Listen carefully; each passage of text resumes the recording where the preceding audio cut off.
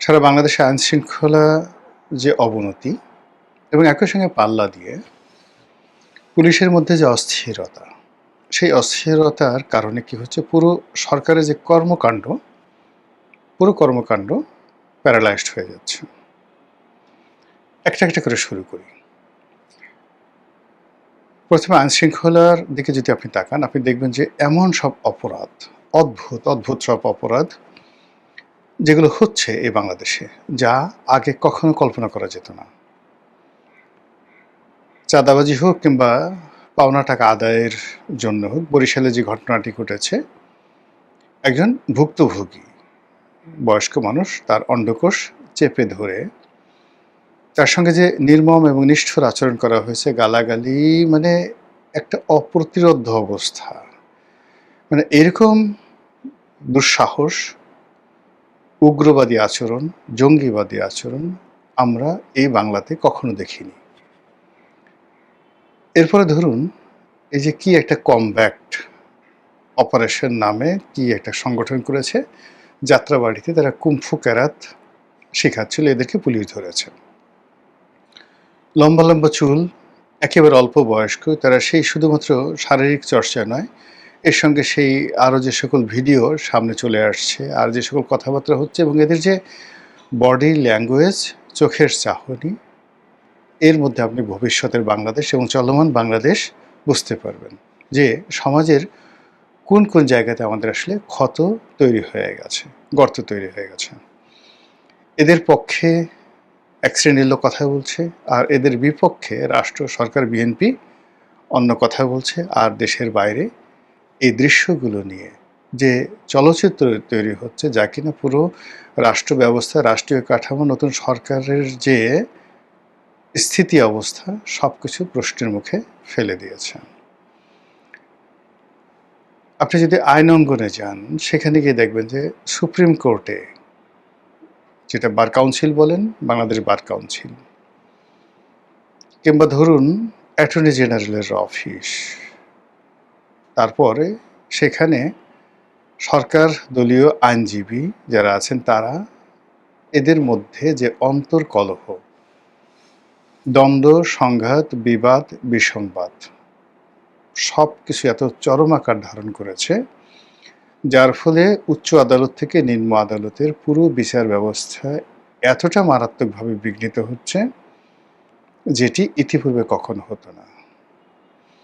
এমনি ইনুর জমানাতে প্রায় সকল বিচারালয় একেবারে নেহায়েত শুধু তারিখ পরিবর্তন করার, নতুন একটা তারিখ দেওয়া, এই কাজের মধ্যেই তাদের দৈনন্দিন কর্মপরিধি তারা সীমাবদ্ধ রেখেছে।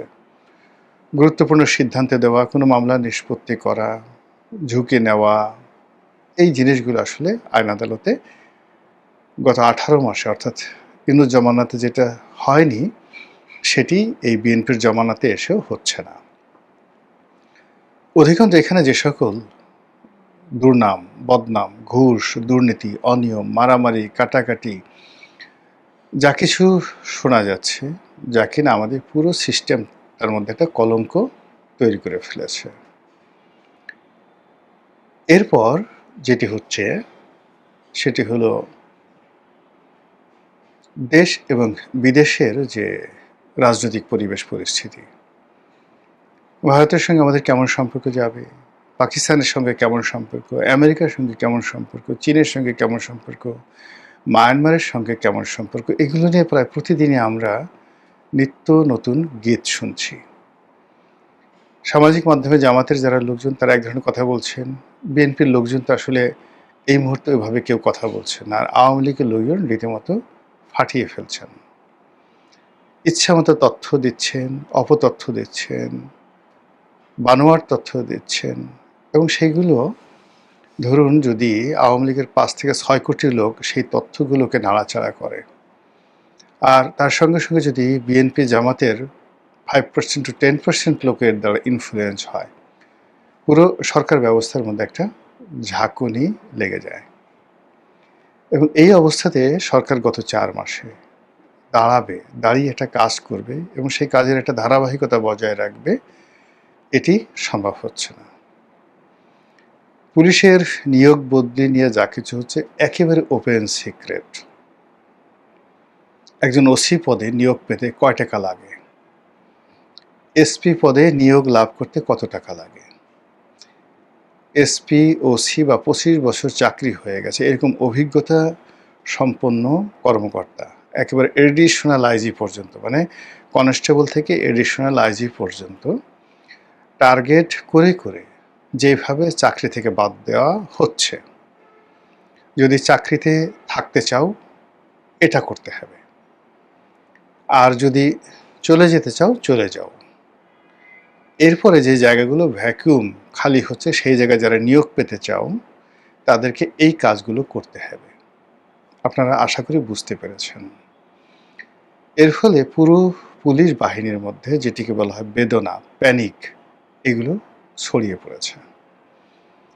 ইউনূস জামানাতে যে সকল জামাতপন্থী কর্মকর্তারা নিয়োগ লাভ করেছেন তাদের একটা বিরাট অংশ আলটিমেটলি চাকরিচ্যুত হয়েছেন, অথবা এমন একটা জায়গাতে তাদেরকে ওএসডি করে বসিয়ে দেওয়া হয়েছে যেখানে বসে বসে তারা ঘোড়ার ডিম প্রসব করছেন। আওয়ামী লীগের যারা লোকজন আছেন তারা তো আগেই ঝেঁটিয়ে তাদেরকে বিদায় করে দেওয়া হয়েছে।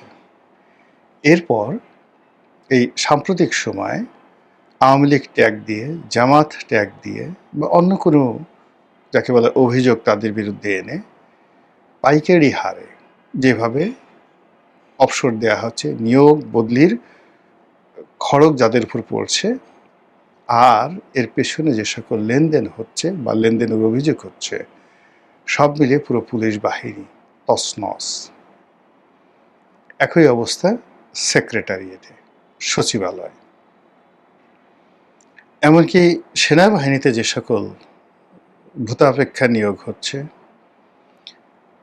যাদেরকে অবসরে চলে গেছেন এরকম অনেক কর্মকর্তাদেরকে যেভাবে প্রমোশন দিয়ে তাদেরকে মানে বেতন ভাতা সকল রাষ্ট্রীয় সুযোগ সুবিধা দেওয়া হচ্ছে, আমি আসলে এই ধরনের কোনো কথাবার্তা কখনো শুনিনি। ফলে কি হলো, এখন যদি আপনি 73 থেকে এই ধারাবাহিকতা টানতে থাকেন, পুরো বাহিনীর মধ্যে যা কিছু হবে এটা যে কোথায় গিয়ে শেষ হবে এবং বর্তমান প্রধানমন্ত্রী বা তার যারা ক্যাবিনেট তারা কিভাবে এটা সামাল দিবে আমার মাথায় একেবারে ঢুকছে না। অন্যদিকে অর্থনীতির যে সূচকগুলো আছে সেই সূচকগুলো সোজা না করে, ব্যবসা বান্ধব না করে যা কিছু করা হচ্ছে তাতে করে পুরো পরিস্থিতি মানে এলোমেলো হয়ে যাচ্ছে। ব্যাংক, বিমা, মানে এখানে সরকার কি টাকা ছাপিয়ে টাকা দেবে, না এগুলিকে রক্ষা করার জন্য কি করবে, না দেউলিয়া আইন করে যারা খারাপ কাজ করেছে তাদেরকে দেউলিয়া ঘোষণা করবে, এই বিষয়গুলো এখনো সিদ্ধান্ত নিতে পারেনি। অন্যদিকে দেশের যে সকল বড় বড় ঋণ খেলাপি রয়েছে তাদেরকে যেমন ব্যবসায় ফেরত আনার চেষ্টা করা হচ্ছে এবং এমন প্রক্রিয়াতে চেষ্টা করা হচ্ছে যেখানে 30,000 40,000 কোটি টাকা দিলেও সেই টাকা থাকবে না। যেমন ধরেন সিটি গ্রুপ, বাংলাদেশের বৃহত্তম গ্রুপ, এখন তাদেরকে চালু রাখার জন্য, বাঁচানোর জন্য অনেকগুলো ব্যাংক প্রায় 30,000 কোটি টাকার একটা তহবিল ঘোষণা করেছে 36টি ব্যাংক মিলে। কিন্তু সমস্যা হলো যে তারা বড় বড় দুটো প্রজেক্ট করেছে, যেই দুটো প্রজেক্টে আনুমানিক 12,000 কোটি টাকা তাদের বিনিয়োগ। তো এই দুটো প্রজেক্ট তাদের গলার কাটা। এখন এই দুটো প্রজেক্ট রেখে, এই অবস্থায় রেখে তারা কোনো অবস্থাতেই 1 লক্ষ কোটি টাকা তাদেরকে দেওয়া হলো তারা লাভে যেতে পারবে না। আর এই দুটো প্রজেক্টের জন্য বেশি দরকার হলো গ্যাস কানেকশন। সেই গ্যাস কানেকশন সরকার দিতে পারছে না, বরং এই গত 4 মাসে গ্যাসের যে সরবরাহ এটা আরও খারাপ অবস্থায় পৌঁছে গেছে। ফলে সিটি গ্রুপের ভাগ্যে কি আছে আমরা বলতে পারি না। 50,000 কর্মচারী, প্রায় 40,000 কোটি টাকার দেনা এবং 1 লক্ষ কোটি টাকার উপরে তাদের যাকে বলা হয় অন্যান্য যে লোন টোন সব মিলিয়ে আছে, মানে 40,000 কোটি টাকা হলো খেলাফি হয়ে গেছে, আর 1 লক্ষ কোটি টাকা টোটাল ঋণ। এই হলো ওদের অবস্থা। একই অবস্থা মেঘনা গ্রুপের। মেঘনা গ্রুপের অবস্থাও ভালো না। অন্যদিকে Bashundhara group, Neville group, S Alam group সহ এরকম আরও 10টি বড় বড় গ্রুপ যাদের বিরুদ্ধে সরকার মামলা করবে। ফলে কি হলো, এই সকল শিল্প প্রতিষ্ঠানগুলোতে রীতিমতো প্যানিক ছড়িয়ে পড়েছে। যা কিছু তারা চলছিল সেগুলো বন্ধ হয়ে গেছে। অনেক প্রতিষ্ঠানে 2 মাস, 3 মাস, 4 মাস যাবৎ তারা বেতন দিতে পারছে না বা মালিক বেতন দিচ্ছে না। তারা ধরে নিচ্ছে যেহেতু মামলা হবে বন্ধ করে দিতে হবে, কাজে এখানে আর লাশ টানার দরকার নেই, এখান থেকে যা পারো যতটুকু পারো সরিয়ে আমরা যেন ভবিষ্যতে যদি জেলে যাই, দেশের বাইরে চলে যাই, অনেক কোনো দুর্ভোগ দুর্দশাতে পড়ি, যেন কোনো মতে ডাল ভাত খেয়ে বাঁচতে পারি, বাকিটা ফিসিবিল্লাহ। এইভাবে 10টা গ্রুপের মধ্যে প্যানিক ছড়িয়ে পড়েছে। অন্যদিকে গার্মেন্টসের যে সেক্টর, হাতে গোনা বড় বড় কিছু শিল্প প্রতিষ্ঠান যারা A to Z যাদের সার্ভিস আছে, যেমন হামিম গ্রুপ, এরকম কিছু প্রতিষ্ঠান যারা চলছে, আর বাকি যেগুলো মাঝারি আকৃতির শিল্প প্রতিষ্ঠান, ছোট শিল্প প্রতিষ্ঠান, এই প্রতিষ্ঠানগুলো আসলে দাঁড়াতে পারছে না। বাজারে প্রচুর অর্ডার আছে, বায়ার আছে, কিন্তু এই জিনিসগুলো চালু করার জন্য যে বিদ্যুৎ দরকার, গ্যাস দরকার, রানিং ক্যাপিটাল দরকার, মেশিনারিজ দরকার, বিএমআরই করা দরকার, এই বিষয়গুলো করার জন্য যে ব্যাংকগুলো তাদেরকে আর্থিক সহযোগিতা দেবে, এরকম ব্যাকবোন ব্যাংকগুলোর নেই। একটা ছোট উদাহরণ দিই, যেমন ধরুন একটা প্রতিষ্ঠানকে আমি চিনি, যে প্রতিষ্ঠানের ব্যাংকের দেনা 70 কোটি টাকা। আচ্ছা, এই প্রতিষ্ঠানে 70 কোটি টাকার বিপরীতে ব্যাংকের কাছে তাদের লিয়েন দেয়া আছে মাত্র 4 থেকে 5 কোটি টাকার সম্পত্তি, এবং ব্যাংকটা একটা প্রবলেম ব্যাংক। এখন বাংলাদেশ ব্যাংকের হিসাব অনুযায়ী এই যে 70 কোটি টাকা, এটিকে রিশিডিউল করে দেওয়া হয়েছে। ভালো কথা। এখন এই প্রতিষ্ঠানটি যে আবার নতুন করে চালু করবে, চালু করার জন্য তার বেশ কিছু মেশিনারিজ লাগবে, তার কিছু ক্যাপিটাল লাগবে, অন্তত 10 থেকে 12 কোটি টাকার ক্যাপিটাল লাগবে। এই টাকাটা তার ব্যাংক থেকে নিতে হবে। এখন সেটা কিভাবে? এখন সরকারের পক্ষ থেকে বলা হয়েছে যে সরকার একটা ফান্ড রেজ করেছে 30,000 কোটি টাকা, এরকম যে সকল রুগ্ন শিল্প তাদেরকে দেবে। এখন এই শিল্প প্রতিষ্ঠানটি হয়তো 10 কোটি 12 কোটি টাকার জন্য একবার বিজিএমইতে যাচ্ছে, একবার ব্যাংকে যাচ্ছে, একবার বাংলাদেশ ব্যাংকে যাচ্ছে, এইভাবে মানে 1 বছর চলে গেছে, কিন্তু এখন পর্যন্ত শিল্প প্রতিষ্ঠানটি চালু করতে পারেনি। আবার আরেকটা প্রতিষ্ঠানের নেতিবাচক শুনেন, তার ঋণ আছে 130 কোটি টাকা।